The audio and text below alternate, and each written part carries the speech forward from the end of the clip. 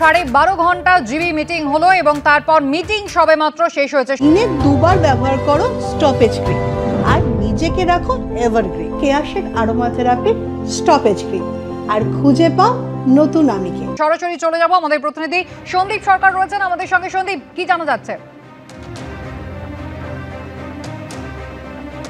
দেখো, একটা লম্বা আলোচনা হয়।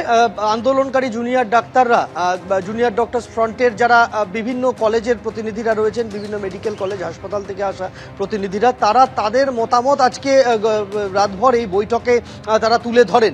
যেটা মোটামুটিভাবে আমরা জানতে পারছি, যেটা যার সম্ভাবনা রয়েছে তা হলো যে কর্মবিরতি উঠতে চলেছে। কর্মবিরতি, সর্বাত্মক যে কর্মবিরতিতে তারা নেমেছিলেন, সেই কর্মবিরতি প্রত্যাহারের একটা সম্ভাবনা তৈরি হয়েছে। যদিও এখনও জুনিয়র ডক্টরস ফ্রন্টের তরফ থেকে ঘোষণা করা বাকি রয়েছে, কিন্তু মোটামুটিভাবে বৈঠকে উপস্থিত বেশিরভাগ সদস্য তাদের অভিমত ছিল যে আন্দোলন দীর্ঘমেয়াদী চালাতে গেলে কর্মবিরতির রাস্তায় থাকলে হবে না, ফলে সেই জায়গায় কর্মবিরতিটা উঠে যাওয়ার একটা সম্ভাবনা তৈরি হয়েছে বলে সূত্রের খবর। দ্বিতীয় যে বিষয়টা জানানো হয়েছে যে আজকে একটি প্রতিবাদ মিছিলের ডাক দেওয়া হবে। একটি প্রতিবাদ মিছিল হবে, সেটা এসএসকেএম থেকেও শুরু হতে পারে, সেটা কলকাতা মেডিকেল কলেজ হাসপাতাল থেকেও শুরু হতে পারে। সেই মিছিল যাবে ধর্মতলা মেট্রো চ্যানেল পর্যন্ত এবং সেই হয়তোবা সেই মিছিলের পরে আনুষ্ঠানিক ঘোষণা করা হতে পারে আন্দোলনকারী জুনিয়র ডাক্তারদের তরফে যে তারা হয়তো কর্মবিরতি থেকে সরে আসবেন, সেই রকম একটা সম্ভাবনা রয়েছে। 3 নম্বর যে সিদ্ধান্তটা হয়েছে যে সরকারকে একটা সময়সীমা বেঁধে দেওয়া হবে। সেই বেঁধে দেওয়া সময়সীমার মধ্যে, সেটা 24 ঘন্টা হতে পারে, সেটা 48 ঘন্টা হতে পারে, সেটা তারা ঘোষণা করবেন।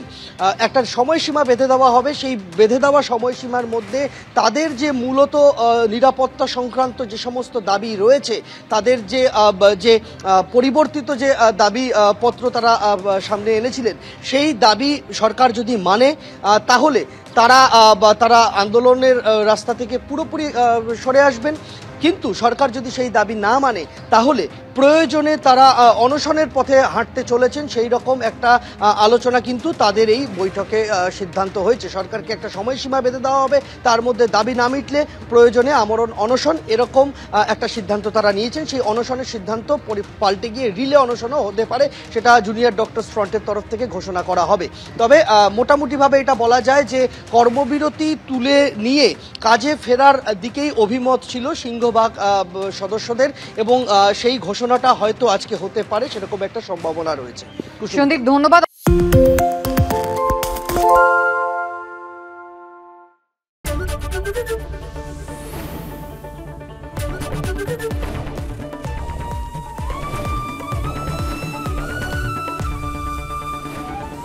এবিপি আনন্দ, এগিয়ে থাকে, এগিয়ে রাখে।